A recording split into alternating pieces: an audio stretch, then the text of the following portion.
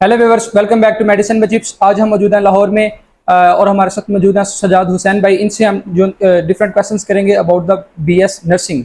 ये जो है ना एज अ मेल नर्स जो इनका एडमिशन हुआ है सेकंड प्रॉफ के अंदर।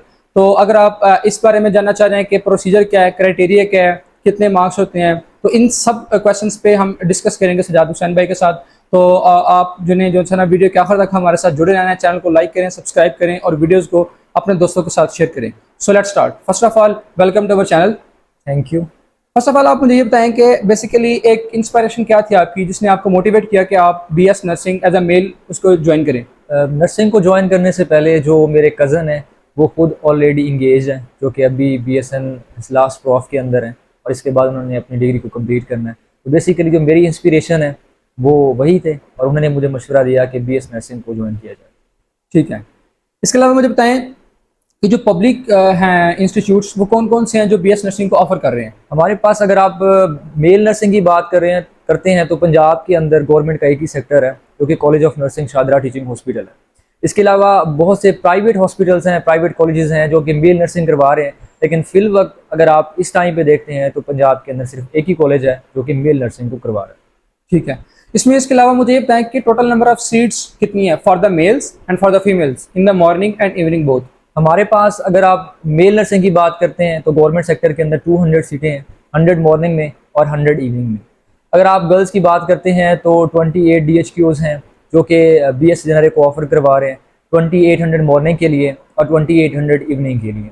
लास्ट ईयर ये था कि नर्सिंग की शॉर्टेज को देखते हुए इनकी सीटों को बढ़ाया गया था। पहले 2800 थे मॉर्निंग के लिए, फिर मॉर्निंग के बाद इवनिंग शिफ्ट का भी आगाज़ किया।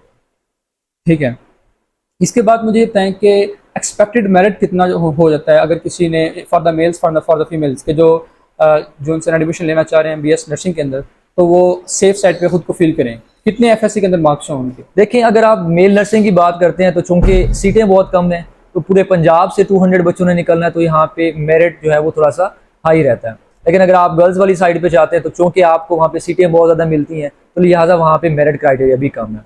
लास्ट ईयर तक अगर आप देखें तो एफएससी बेस के ऊपर एडमिशन हुए थे। अगर आप मेल नर्सिंग की बात करते हैं तो 1065 के ऊपर हमारा लास्ट एडमिशन हुआ था, जबकि अगर आप गर्ल्स को देखते हैं तो 928 उनका लास्ट मेरिट था। इससे आप अंदाजा लगा सकते हैं कि गर्ल्स वाली साइड के ऊपर कितना एक मेरिट कम है और बॉयज वाली साइड पे कितनी एक हाइप क्रिएट की हुई है बीएस जनरल को लेकर, क्योंकि उसमें सीटें भी सिर्फ 200 है, तो उसके अकॉर्डिंग फिर मेरिट ऑब्वियसली ऊपर जाएगा। बिल्कुल, पंजाब से निकलने सिर्फ 200 बच्चे हैं तो जिसकी वजह से मेरिट बहुत ज्यादा हाई है।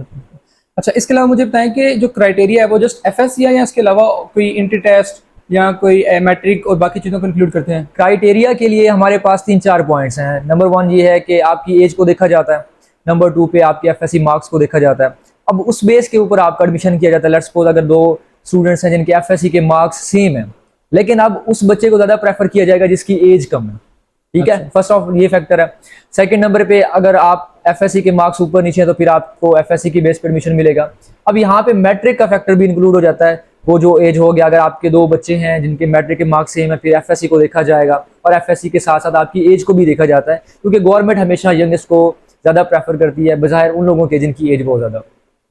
ठीक है, और इसके अलावा मुझे बताएं कि जॉब अपॉर्चुनिटीज़ क्या हैं। अगर कोई बीएस में नर्सिंग में एडमिशन लेना चाह रहा है तो उसके माइंड में क्या होना चाहिए कि उसको in the future after graduation क्या जॉब्स मिल सकती हैं? जॉब अपॉर्चुनिटीज नर्सिंग की अगर आप देखें तो आपको बहुत ज़्यादा देखने को मिलती हैं।